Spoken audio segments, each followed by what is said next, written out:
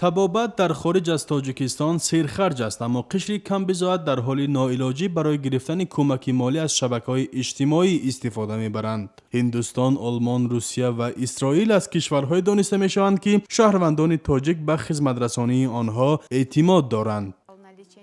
زیبا غفارова، یک فعال فیسبوک، بیشتری وقت خود را در فضای مجازی می‌گذراند. او با انتشار عکس بیماران از مردم خیرخواه برای معالجه و جراحی آنها پول جمع می‌کند.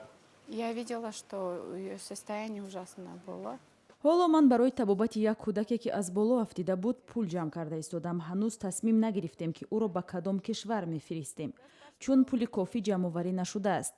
дар ҳоли ҷамъ шудани пули кофӣ шояд ба Москав бифиристем. ҳарчанд инҷо аллакай ҷарроҳӣ шуд, вале ҳанӯз ҳеҷ беҳбудӣ надидем. سال 2008 خواهر زیبا بر اثر بیماری فوت دید و این حادثه به او تأثیر کرد. Причина того, что я помогаю детям, это была моя покойная сестра. ман медидам ки модарам дар нигоҳубини хоҳарам ба кӯмак ниёз дошт. ман наметавонистам ба сабаби хурдсолӣ ба ӯ ёрӣ диҳам. ин вазъ маро водошт дар бораи касоне ки ба кӯмаки дигарон ниёз доранд фикр кунам.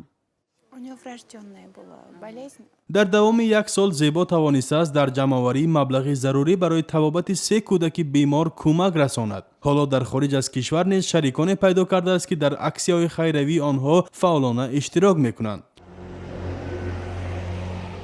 آنهایی که تلاش معالجه بیماران را در خارج دارند میگویند تمام تلاش را برای طبابت در تاجیکستان کردند. آخرین پولشان را صرف کردند، اما طبابت در داخل نتیجه دلخواه نداده است.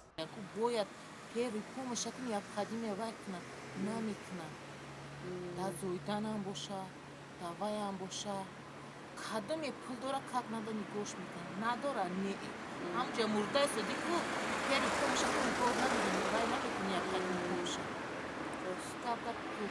шахсан ман худам динарӯз шоҳиди як ҳодиса будам. як кӯдак аз дари сеюми троллейбус, дари охирони сеюми троллейбус меафтам. мутаассифона ронандаи троллейбус писари ма буд. мо амура як байни 30 дақиқа нагзаштак мо гирифта ба ҳамин қарияи боло беморхонаи марказии пойтахт гирифта бурдем.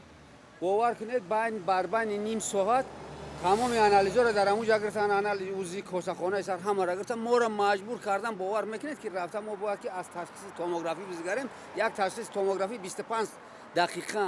اما کودک در همونجا ایسا 384 سومون. خارجه با وایو ایما چند سال پیش رفتگی.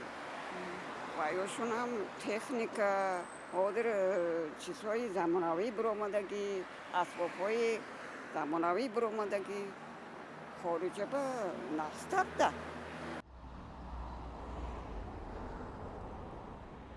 متخصصان ساحه تندرستی میگویند امروز وضع تا جای تغییر یافته. حتی بیماران از کشورهای همسایه برای طبابت به پزشکان تاجیک مراجعت میکنند. برای پیوندسازی عضوها مخصوصا گرده بیشتر از افغانستان، قرقیزستان و آذربایجان به تاجیکستان میآیند و در مرکز ملی پیوندسازی عضوها و بافته‌های انسان عمل جراحی میکنند. بعضی بیماران نه فقط برای پیوندسازی، برای طبابتی کسری‌های مثل جیگرم آماده ایستادن. من از مالداوی دو نفر بیمار از مالداوی آماده در مورد طبابت گرفته ایستادن. با تأکید این اکادمیک تاجیک به خارج افراد برای طبابت میروند که از پیشرفت علمی پزشکی در تاجیکستان خبر ندارند. کی میگفت که در تاجیکستان بوغوما پیوند میکنند؟ بوغوم‌های کلان را من در بوغوم‌های خود را در نظر ندارم. بوغوم‌های کلان را من بوغوم‌های کلان را چیکار میکردن؟ یا آدم تماما گشته نمیتوانست یا تمام عمر فقط با درد میگشت. حالا بوغوم‌های کلان را پورا در تاجیکستان پیوند کرده میتوانند و از دیگر مملکت‌ها اومده در همینجا همین جراحی رو میگذرانند. بانک جهانی سطح تندرستی در تاجیکستان را میان کشورهای آسیای مرکزی پست‌ترین نامیده است. تحلیلگران میگویند برای اینکه مردم با خرج هنگفت برای طبابت به کشورهای خارج نروند، باید اعتمادی آنها را به کار پزشکان تاجیک بیشتر کرد.